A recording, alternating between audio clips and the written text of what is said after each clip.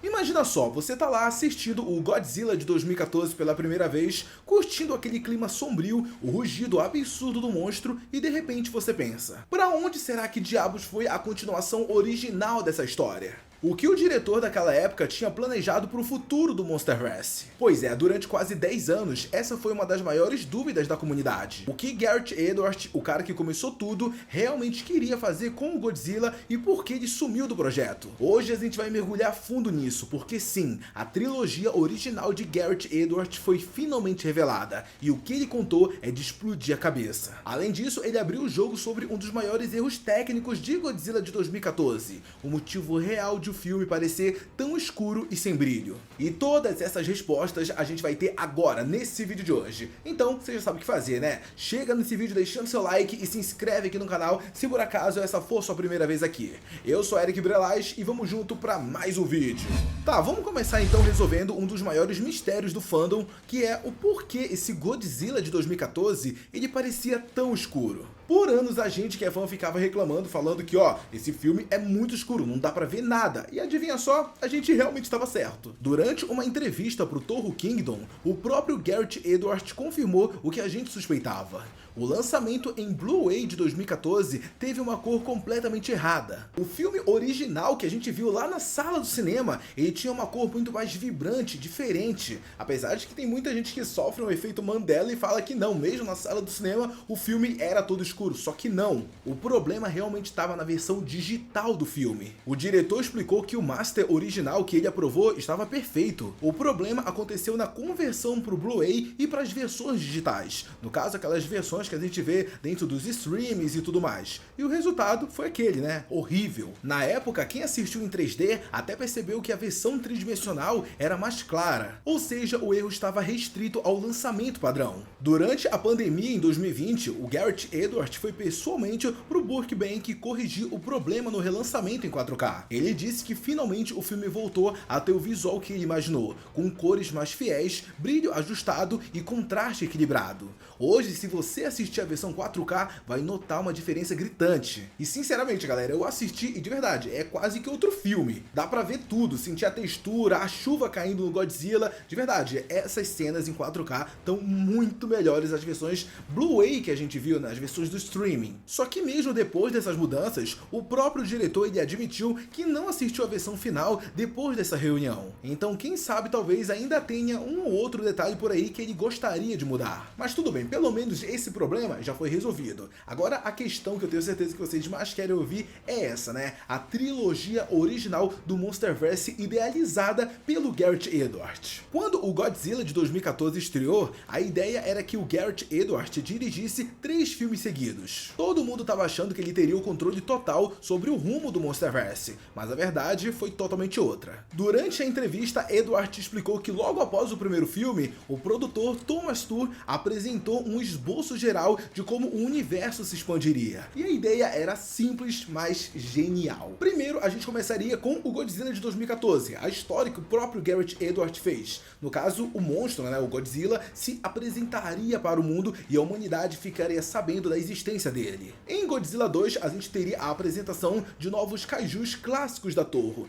No caso, Mothra, Rodan e também o próprio Ghidorah. E em Godzilla 3, a gente teria o confronto contra o Kong. E sim, eu sei o que você pensou. Ué, todo esse planejamento foi literalmente o que a gente viu no cinema. Pois é, galera, isso aconteceu porque a verdade é que essa trilogia do Gareth Edwards, ela nunca existiu de verdade. Ele revelou que só assinou oficialmente para dirigir o primeiro filme. Os 2 seguintes eram apenas planos preliminares, e ele nunca chegou a escrever ou dirigir nada deles. Quando ele saiu para trabalhar em Rogue One, uma história Star Wars, o Monsterverse continuou sem ele e acabou seguindo praticamente o mesmo caminho que ele ouviu lá atrás. Mas não se enganem, isso não significa que o Gareth Edwards não tinha ideias para colocar nesse futuro universo de monstros gigantes que ele estava idealizando. Muito pelo contrário, ele tinha sim ideias, e não eram poucas não. Uma dessas ideias era a criação da Ilha dos Monstros, um lugar onde todas as criaturas poderiam coexistir num tipo de santuário natural dos titãs. Ele também tinha uma visão bem interessante sobre o papel da humanidade dentro desse universo. De acordo com com ele, em algum momento os humanos começariam a sentir tanto medo das criaturas que tentariam criar o próprio Godzilla artificial,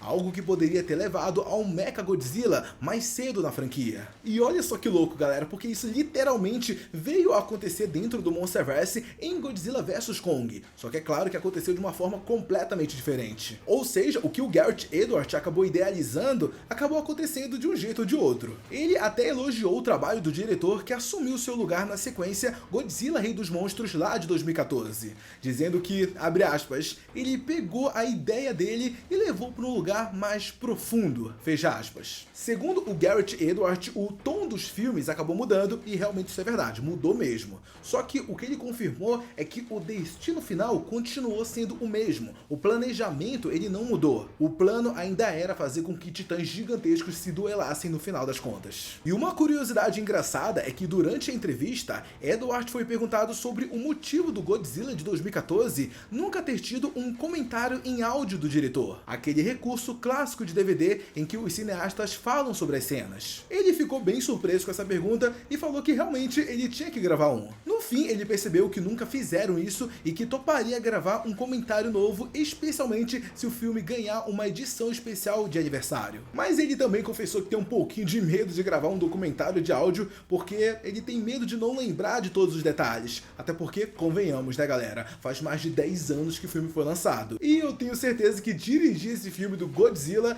deve ter sido, ó, muito trampo. Uma outra curiosidade legal é que o diretor comentou sobre o titanossauro que aparece em Jurassic World Recomeço, um projeto que ele trabalhou recentemente. Muita gente achou que o design do bicho era uma homenagem ao Titanosaurus de terror of Mechagodzilla, só que não é não. Ele explicou que a semelhança veio de um teste antigo de designs de Godzilla de 2014. Na época, ele e a equipe colocaram barbatanas transparentes e cores alaranjadas no Godzilla para ver como ficaria se o monstro tivesse um visual mais biológico, tipo um peixe abissal. O resultado ficou tão interessante que ele acabou guardando essa ideia e utilizou anos depois no Jurassic World Recomeço. Aí ele também chegou a confirmar que o laranja das barbatanas não é literal, é só a luz do sol atravessando as membranas translúcidas. Um detalhe visual que mostra o quanto o Gareth Edwards pensa em cada detalhe de seus monstros. Só que mesmo assim, depois de tantos anos, desde o Godzilla de 2014, o diretor chegou a confirmar que ele nunca conseguiu se desligar completamente do Godzilla. Ele disse que ainda pensa no personagem pelo menos uma vez por semana,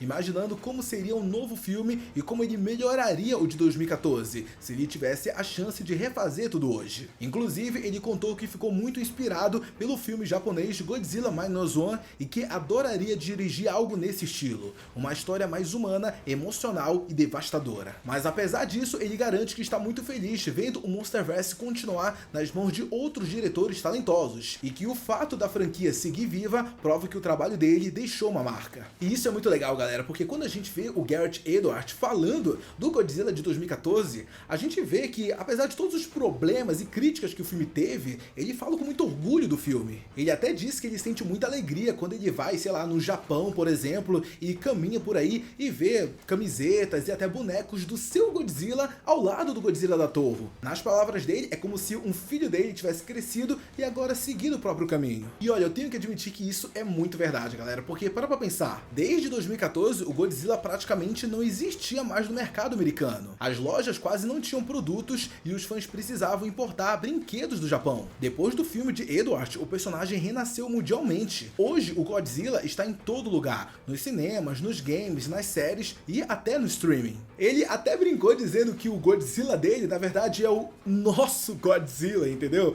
Falando que na verdade é um trabalho que passa por diversos diretores, roteiristas desde o começo lá de 2014. Durante o vídeo original, o apresentador também mostra algumas artes conceituais de Monarca Legado dos Monstros, com designs que misturam o Godzilla de 2014 e o de 2019. Um detalhe curioso é que o rosto de um desses conceitos se alinha perfeitamente com o esqueleto de Dagon visto em Godzilla Aftershock. Isso reforça que todo o Monsterverse está interligado, mantendo uma continuidade visual e narrativa desde o início. No fim das contas, dá pra dizer que o Gareth Edwards ele não perdeu o controle do Monsterverse. Na verdade, ele deu o pontapé inicial para algo que era muito maior do que ele. A visão dele sobre o equilíbrio entre natureza e humanidade, o tom épico e o respeito à essência do Godzilla, tudo isso serviu de base para o que veio depois. Mesmo sem dirigir as continuações, a sua influência está em cada detalhe, nas cores, nas proporções, nas batalhas e até mesmo no som do rugido. E é exatamente por isso que o Godzilla de 2014 é tão importante.